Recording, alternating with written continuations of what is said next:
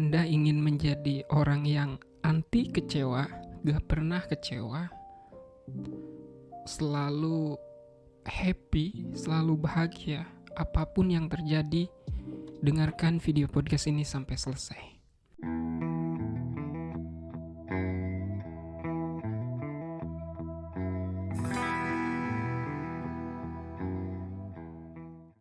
Hello, chosen people. Ketemu lagi bersama saya, Elip. Selamat datang di Istana Pengetahuan. Di video kali ini saya akan membahas tentang hormon yang menyebabkan seseorang kecewa. Yaitu nama hormonnya adalah hormon dopamin. Hormon dopamin selain ini sebenarnya hormon dopamin yang kita kenal selama ini itu disebut hormon kebahagiaan atau hormon reward gitu. Sebenarnya para ahli menemukan fakta baru, katanya kalau hormon dopamin ini adalah hormon ekspektasi.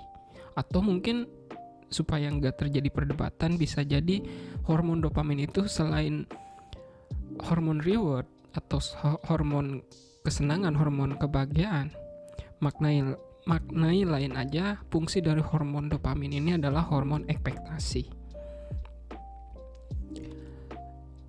Jadi intinya gini, kenapa kita atau Anda harus tahu tentang konsep ini? Karena dalam hidup kita pasti ketemu momentum, kejadian atau apapun yang membuat kita berekspektasi. Dan itu karena cara kerja sistem tubuh kita atau cara kerja otak kita seperti itu. Karena kalau enggak, kita akan banyak kecewa dalam kehidupan ini. Kita akan sering kecewa, dan itu sudah saya rasakan di kehidupan saya sebelum-sebelumnya. Di masa lalu saya sering kecewa dalam banyak hal. Dan ternyata masalahnya ada di sini. Makanya untuk itu harap perhatikan apa yang saya sampaikan, mudah-mudahan bisa memberi manfaat. Jadi si otak kita ini, kalau kita melihat sesuatu, mendengar sesuatu, atau mengamati sesuatu, atau apapun lah, itu kita tuh berekspektasi di dalam pikiran bawah sadar kita itu. Misalkan, saya contoh ya, Anda dikasih buah, yang buah ini Anda belum pernah lihat sebelumnya, belum pernah rasakan sebelum, bahkan mungkin baru tahu ini ada buah, posisinya ada buah begini gitu. Nah, secara tidak langsung Anda akan membuat ekspektasi tanpa Anda perintah di dalam pikiran bawah sadar Anda. Dengan cara apa? Otak kita akan membuat desain, akan mencari database di otak kita. Misalkan, oh ini buah ini, misalkan contoh ya, kok buahnya agak-agak mirip buah apel ya, kayaknya enak nih. Nah, Anda membuat ekspektasi terhadap buah yang di hadapan Anda ini, kayaknya enak nih, seperti buah apel, karena Anda mengasosiasikan buah ini seperti buah apel. Ini sudah hal biasa gitu, karena cara kerja otak kita itu seperti itu. Dan ternyata setelah Anda coba, rasanya itu kecut banget, gak enak banget. Nah, disitulah terjadi kekecewaan. Kenapa bisa kecewa? Karena Anda membuat ekspektasi sebelumnya. Kok gini banget ya? Tapi kalau misalkan nih buah ini benar-benar enak, itu Anda biasa aja. Herannya ekspektasi itu di situ. Karena apa? Karena Anda sebelumnya sudah memprediksi, membuat ekspektasi, harapan kalau buah ini enak seperti buah apel gitu. Jadi itu ruginya kalau kita nggak ngerti konsep ini. Saat kita membuat ekspektasi dan sesuai gitu, realitasnya itu seperti apa yang kita ekspektasikan, itu kita justru nggak dapat apa-apa. Maksudnya biasa aja gitu, karena kita sudah memprediksi, nggak ada hal-hal istimewa atau apapun. Tapi saat kita kecewa nih dengan ekspektasi kita, disitulah bentuk kekecewaan, rasa sakit gitu. Tapi hormon dopamin melonjak itu di mana? Yaitu saat kita terjadi di luar ekspektasi yang tentunya tahapannya lebih tinggi gitu. Misalkan gini, contoh seperti buah tadi. Ternyata buah ini lebih enak daripada buah yang ada sebelum-sebelumnya yang kita ketahui. Bahkan lebih enak dari apel, lebih enak dari buah apapun. Nah, inilah disebut hormon dopamin itu terpacunya dalam kondisi seperti ini. Jadi ini kenapa ini harus Anda harus tahu konsep ini? Karena sering kan kita dalam banyak hal, misalkan kita dalam hubungan, dalam bisnis, pekerjaan, atau apapun, kita pasti memiliki segala sesuatu yang belum kita ketahui sebelumnya, belum kita alami, belum kita rasakan. Misalkan lah contoh, kita kenalan di Facebook misalkan. Untuk yang para jomblo misalkan, karena Anda melihat fotonya cantik atau ganteng gitu, Anda berekspektasi tinggi. Nah, kalau Anda pas ketemunya itu ganteng sesuai dengan foto, itu Anda biasa aja karena Anda sudah berekspektasi sebelumnya. Tapi kalau ternyata lebih jelek dari fotonya, Anda akan kecewa. Tapi kalau ekspektasi Anda melebihi di atas ekspektasi, ternyata lebih ganteng dari fotonya atau lebih cantik dari fotonya, itu Anda baru dapat reward, kesenangan.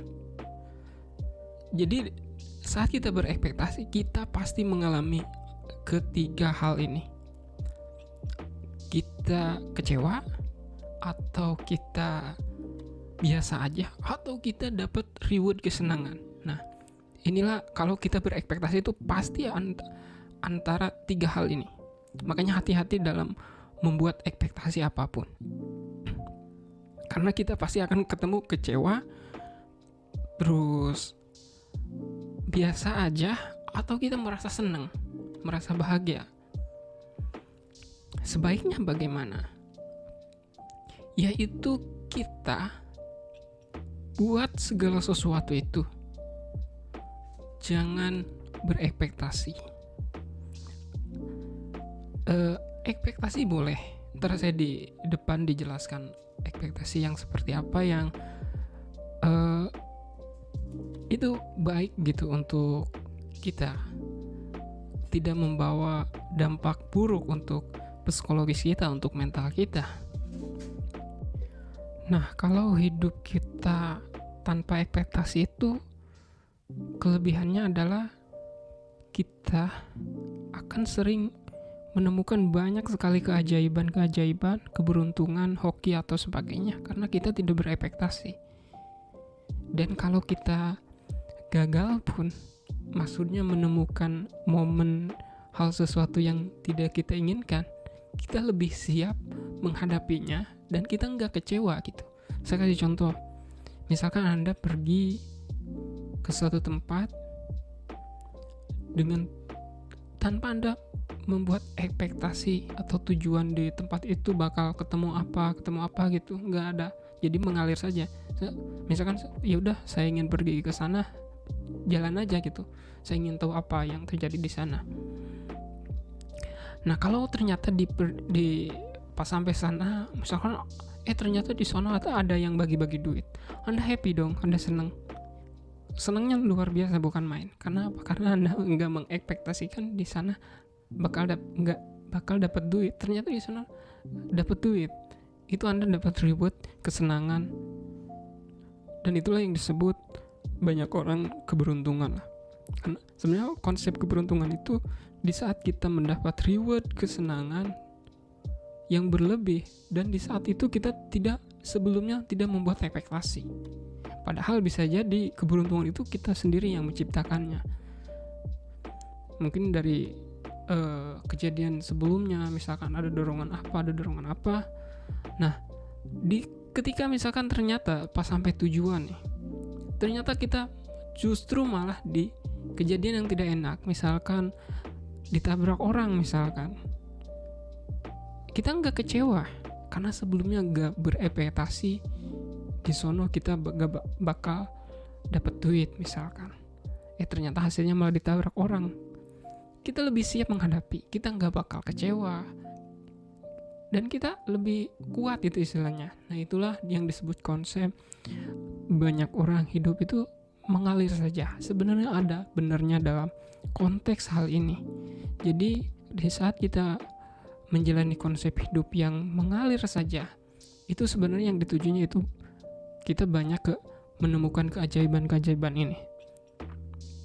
Tapi sisi kelemahannya itu balik lagi karena kita nggak punya persiapan. Dalam arti karena kita nggak berekspektasi kepada sesuatu itu, kita kemungkinan besar dapat sesuatu yang tak terduga dalam bentuk bukan ribut ya, punishment atau rasa sakit atau dalam hal apapun itulah, karena kita nggak mempersiapkan diri. Nah, ada konsep yang ketiga, yaitu berekspektasilah tapi kepada hal yang negatifnya atau sisi resikonya. Ya walaupun ekspektasi itu ya dalam konteks universalnya, ekspektasi itu kan kita bisa berekspektasi kepada hal-hal positif, hal reward, keuntungan, atau bisa berekspektasi kepada hal-hal negatifnya kayak kerugian, risiko dan sebagainya. Nah, yang akan saya bawa di sini adalah berekspektasi kepada hal buruk. Maksudnya bagaimana? Yaitu lebih jelasnya begini, saya kasih contoh. Ada teman yang ngajak saya trading di dunia cryptocurrency. Karena sebelum-sebelumnya saya malas sekali tentang dunia cryptocurrency ini. Saya sudah tahu lama banget tentang Bitcoin dan sebagainya, Ethereum dan sebagainya yang kayak gitu. Saya nggak mau cari tahu ya, tahu cuma sekilas-sekilas saja gitu tentang dunia kripto ini. Akhirnya ada satu teman dari orang luar sih ngajak, yuk join sini.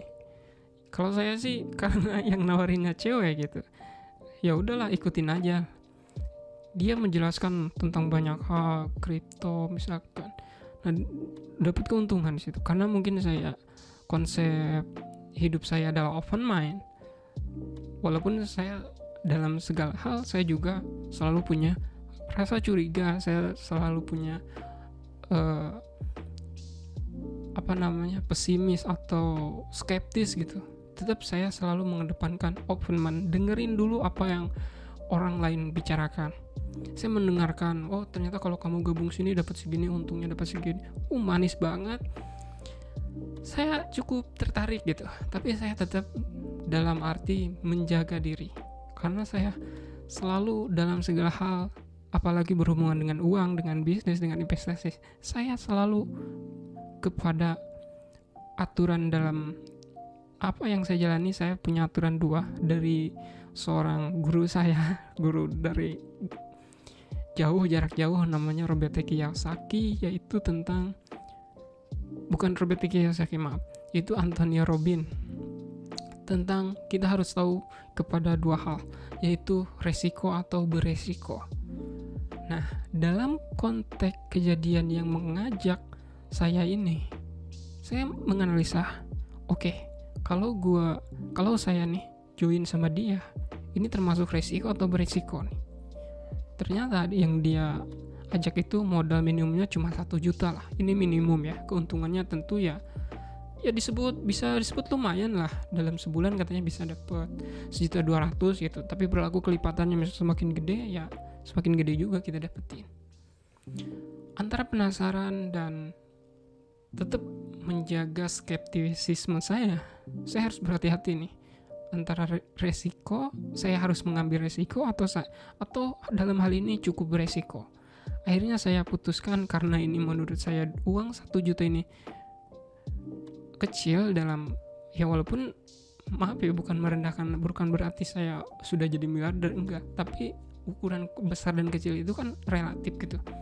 Bagi saya uang 1 juta ini enggak ada apa-apa gitu, karena saya masih punya tabungan, masih punya investasi, masih punya pekerjaan yang menghasilkan keuntungan buat saya. Kalaupun saya misalkan terjadi hal-hal yang tidak diinginkan, uang saya hilang, ketipu, uang 1 juta saya emang ditipu dia gitu karena bohong gitu, ya udah,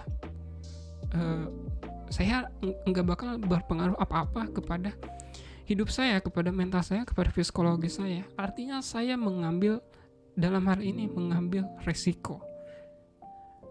Nah, inilah yang disebut ekspektasi kepada hal atau sisi negatifnya.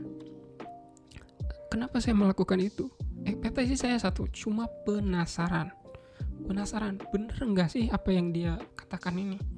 Tapi saya tahu ini kalau tidak benernya duit saya hilang. Tapi kan ya udahlah, anggap saja itu uang pengalaman, uang belajar. Ternyata saya ikutan sebulan dan ternyata terbukti menghasilkan uang itu dan masuk ke rekening saya. Artinya kan pelajarannya dapat 2 nih. Saya ketemu teman baru, saya ketemu peluang baru yang menghasilkan, saya ketemu pengetahuan baru tentang dunia kripto ini. Yang dulu saya malas banget belajar tentang kripto. Bahkan saya punya skeptis yang buruk sekali kepada kripto. Wah, ini bakal bubble. Ternyata dalam hal ini saya jadi belajar banyak banget tentang kripto gara-gara ditawarin dia investasi. Itulah yang disebut, dan tentunya rewardnya justru berkali-kali lipat ya. Saya nggak merasa rugi karena saya berekspektasinya kepada sisi resikonya. Akhirnya ternyata dapatnya berkali-kali lipat. Misalkan kayak tadi, kayak dapat pengalaman, kayak dapat teman baru, kayak dapat pengetahuan baru, dapat peluang baru juga. Inilah kalau kita berekspektasi kepada sisi resikonya. Tapi dalam banyak hal orang gak sadar. Bayangkan misalkan nih contoh, ternyata bisnisnya itu gak bener. Misalkan contoh yang terbaru kemarin kayak kasus binomo yang ramai orang, sampai ada yang stres, ada yang bunuh diri, ada yang kehilangan uang miliaran, mobil, kehidupan rumah tangganya berantakan dan sebagainya. Itu karena apa? Karena dia, orang-orang ini enggak mengetahui sisi resiko dan beresiko. Artinya dia berekspektasi tinggi. Yang ia lihat ada figur para afiliator ini, wah dia bisa sukses, bisa kaya, aku juga pasti bisa nih seperti itu. Akhirnya dia habis-habisan masukin uang dia, harta kekayaan dia, tabungan dia ke platform itu, dan ternyata platformnya ilegal dan merugikan tentunya. Ternyata itu ditipu. Nah, disitulah pentingnya kita memahami konsep ini. Dalam mengambil sesuatu kita harus berekspektasi kepada sisi resikonya sehingga kita mempersiapkan. Dan kalaupun ternyata realitasnya terbukti ternyata seperti apa yang kita ekspektasikan, karena kita melihat sisi resikonya, kita nggak bakalan apa-apa, biasa aja, bahkan terjadi biasa aja karena kita sudah mengekspektasi sebelumnya. Kalau ternyata terbukti benar dan kita dapat reward, hormon dopamin di otak kita yang banyak sekali. Itulah pentingnya kita mengetahui dan melihat segala sesuatu itu, berekspektasi itu yang benar itu yang gimana sih? Ya itu yang seperti ini. Oh iya, sebelumnya saya pernah ikutan gitu. Waktu sebelum ada corona kalau nggak salah, kartu prakerja gitu. Kartu prakerja saya ikutan di gelombang pertama. Saya nggak berekspektasi apapun, ini sebagai pengalaman ya.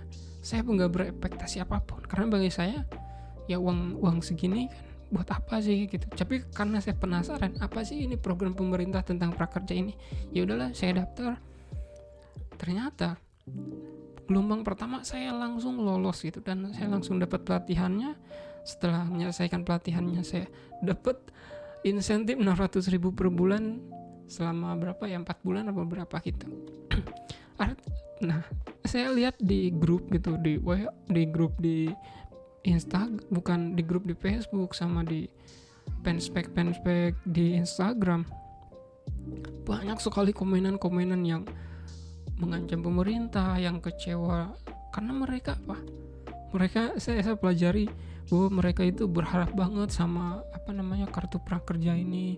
mereka udah nggak dapet apa ya, maksudnya udah jalan satu-satunya, ini bantuan bagi mereka itu 600.000 berharga banget gitu. Tapi ya itulah, karena mungkin mereka terlalu antusias, terlalu berekspektasi tinggi, akhirnya ketika mereka nggak dapet, akhirnya mereka marah-marah, melampiaskan kemarahannya di sosial media. Itulah kalau kita berekspektasi, dan itu mungkin kebetulan orang yang nggak dapat, tapi bisa jadi orang yang berekspektasi juga banyak juga yang dapat gitu. Nah, saya ketika nggak berekspektasi, ekspektasinya kepada hal buruk, misalkan ya udah kan, pertama saya daftar prakerja ini kan saya nggak berharap dapat sih, cuma ikutan aja, penasaran aja, ternyata dapat. Itu rewardnya itu kalau dulu saya mikirnya gini, ya udahlah, gratis ini kan cuma hilang waktu sama kuota doang kalau misalnya nggak dapet itu kan. Nah, itulah kalau kita mikirnya sisi resikonya. Artinya apa? Kalau kita berekspektasi kepada sisi resikonya, kita mempersiapkan diri semaksimal mungkin, kita bakal mempersiapkan diri sebagus mungkin. Kalau kita ternyata nggak sesuai ekspektasi kita, maksudnya sesuai gitu ekspektasinya, ternyata resikonya kena nih sesuai yang diekspektasikan, kita bakal nggak bakalan kita kecewa, biasa aja karena kita mempersiapkan sebelumnya. Ada satu lagi pengalaman nih di masa lalu, ini bahaya juga ya, kalau kita berekspektasi terlalu tinggi 100%, kita yakin bulat 100%, itu bencana yang sangat dahsyat. Karena apa? Itu semua penyakit mental yang sebenarnya. Kenapa banyak orang gila, banyak stres? Karena bisa jadi ekspektasinya 100% yakin nggak bakal ada resikonya misalkan. Itu ketika dunia percintaan saya di masa lalu dengan pacar saya yakin nih, karena saya masih labil gitu, sudah merencanakan tentang pernikahan, obrolan itu dengan pacar saya itu sudah mengarah kepada hal-hal rumah tangga semua, karena saya yakin saya bisa menikahi dia, hidup bersama dia gitu, bersama pacar saya. Ternyata berjalan waktu, hubungan saya putus di setengah jalan, dan itu saya sakitnya minta ampun. Saya sampai sebulan gak bisa makan, gak bisa tidur, gak bisa ngapa-ngapain, nangis aja bawaannya, sakit.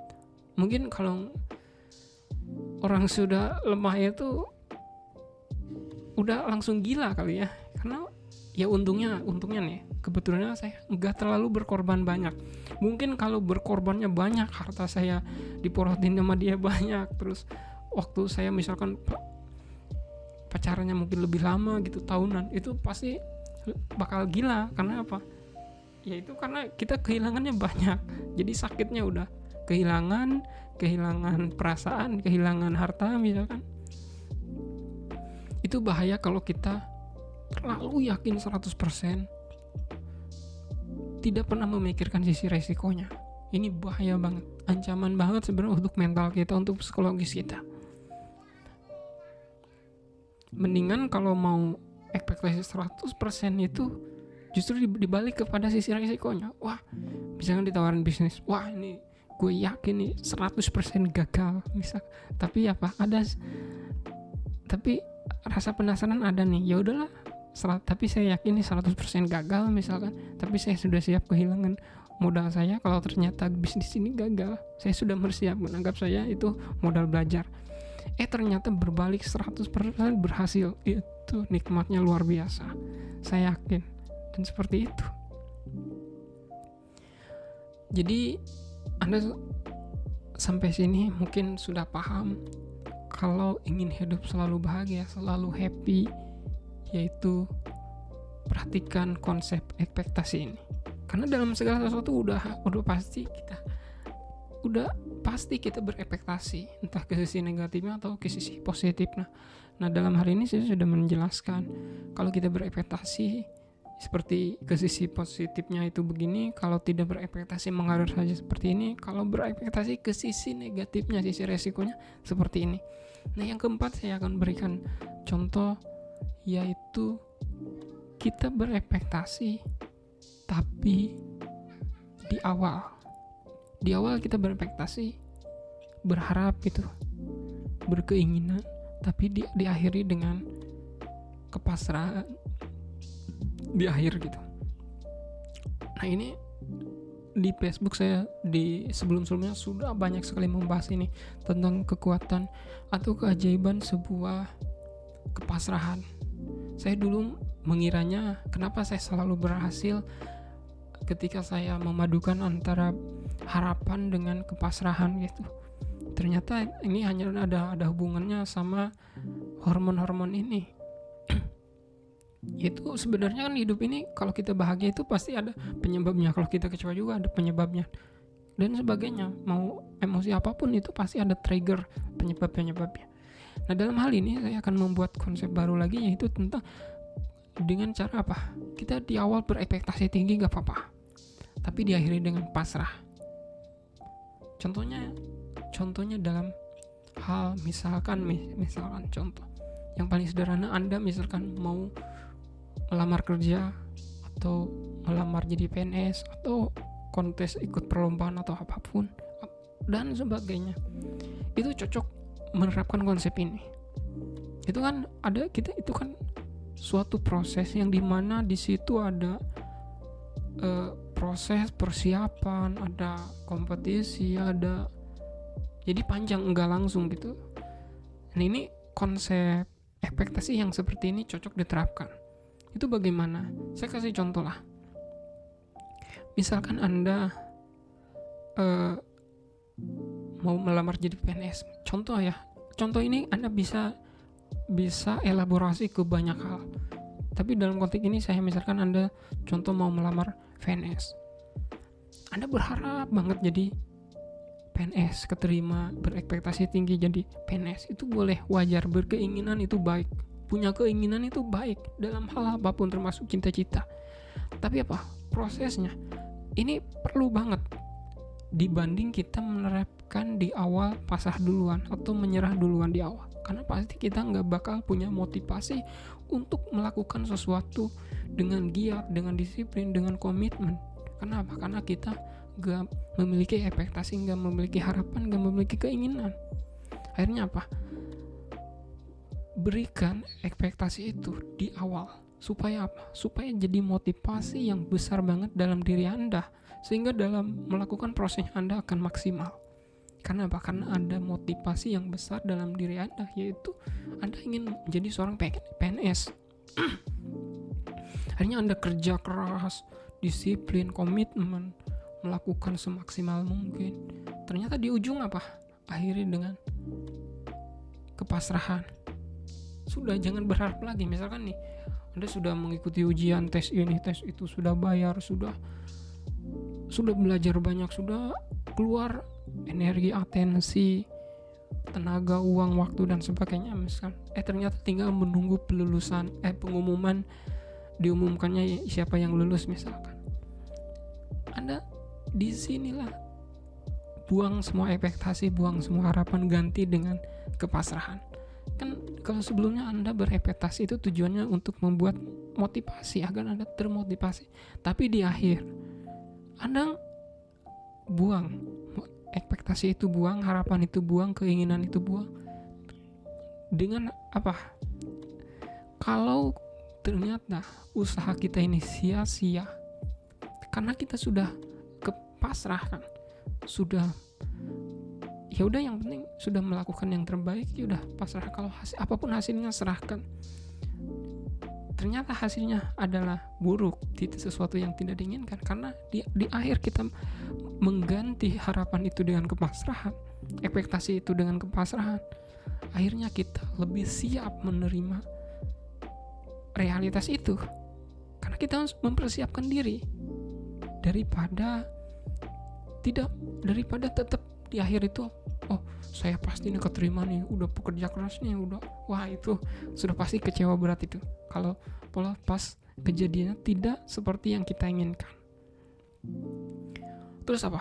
Pas keterima itu rasanya bukan main. Misalkan ternyata lulus karena kita sudah pasrah di akhir. Ya udahlah, pasrah, mau gimana lagi, udah gak ada harapan lagi. Misalkan maksudnya gak ada harapan apa untuk memperbaiki sesuatu karena itu sudah dilakukan sebelumnya, effort kita sudah dilakukan di sebelumnya. kan sudah pasrah nih, sudah menyerah gitu. Apapun hasilnya kita akan terima. Ternyata diterima. Itu rewardnya 3 kali lipat, 4 kali lipat. Karena apa? Karena kita mengcompare usaha, maksudnya hasil itu dengan usaha yang kita lakukan. Semakin keras kita bekerja keras untuk mencapai itu, dan ternyata sesuai, dan di akhir kita berpasrah gitu, dan ternyata melebihi sesuatu itu akan nikmat banget dan puas banget. Karena apa? Karena kita akan sesuai gitu apa ya hasil yang kita dapatkan dengan apa yang kita kerjakan. Tapi sebaliknya, kita terlalu yakin, over optimistis, over pede, wah ini bakal diterima nih, yakin nih, di akhirnya tetap tuh nggak mau pasang sikap pasrah gitu, tetap pasang ekspektasi tinggi, pasang harapan tinggi, keinginan yang tinggi, dan ternyata gagal. Itu sakitnya bukan main. Karena apa? Karena kita berekspektasi terlalu tinggi dan hasilnya gak sesuai. Akhirnya apa? Kita akan menyalahkan diri sendiri, bahkan mungkin menyalahkan pihak penyeleksi, menyalahkan banyak hal. Karena kerja keras kita itu seolah enggak dihargai. Akhirnya ego kita jadi langsung tinggi. Oke, mungkin Anda bisa mengambil apa yang saya sampaikan. Mudah-mudahan ini bermanfaat. Silahkan share kepada teman-teman Anda. Sampai jumpa di konten selanjutnya.